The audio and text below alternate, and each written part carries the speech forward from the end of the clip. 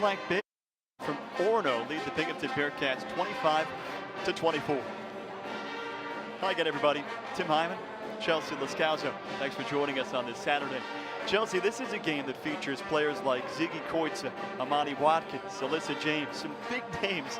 And lo and behold, it's a first half that is dominated and controlled by some freshmen. Absolutely, and we talk about some scoring absences from those key players, but you know, while Alyssa James is not necessarily scoring, she does have 4 blocks in the first half, but the freshmen have really taken over so far in this first half between Blanca Milan, Carly Bolin, Kai Moon, just coming in and contributing right away and really being the scoring factors for this first half. Yeah, and after a stop-and-go first quarter in which we just did not see a whole lot of free-flowing offense, it really seemed like both teams found their touch in the second.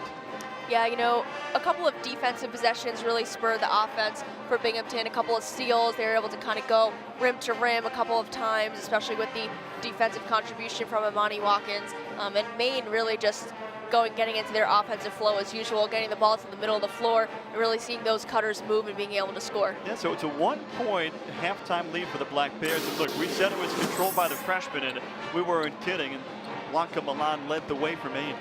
You know, and she has obviously contributed all season long, but today, this afternoon, she has really just been their offensive go-to, and she's been able to score inside, she's been able to go out, she's been able to hit a couple of threes. And you just talk about on Binghamton's side, Carly Bolin, Kai Moon, and you can see just some defensive plays there from Amani Watkins, getting other people involved and really setting the table for a couple of her teammates. Well, Chelsea, you talk about getting other people involved, and for the Binghamton Bearcats, they're looking at their big three, Watkins, James, and Cena. That trio is combined for a grand total of 4 points, and Kai Moon joining the picture as well.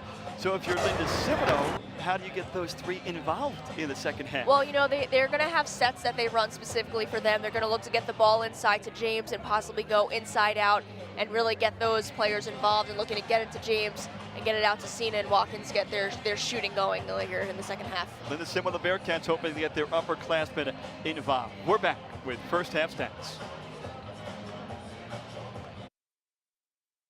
We have a pair of 4 and 3 America East teams separated by 1 point at halftime. Maine 25, Binghamton 24 at the break.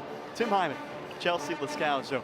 Chelsea, we look at some of those big names on the score sheet and some notably quiet games. Linda Simino and Amy Vachon both hoping that some of their stars get jump-started in the second. Yeah, you know, in the pregame we talk about, you know, Koitza for Maine, and she really has been very quiet this first half. Really Milan taking the show over offensively, and the big 3 from Binghamton between Cena, Watkins, and James really limiting their scoring in the first half. So really looking to get those players involved, and I'm going to see probably them getting the ball early in the second half. Wasn't exactly a banner first half offensively for either side, but we take a look at our first half statistics, and a few that jump off the page, Chelsea. The number of turnovers, both teams having a tough time hanging on to the basketball. You know, and like you said, 2 teams that don't usually have as many turnovers, and that has been a difference in the game and has spurred a couple of scoring runs for both teams as well. Maine leads by a point, and the second half starts next on ESPN 3.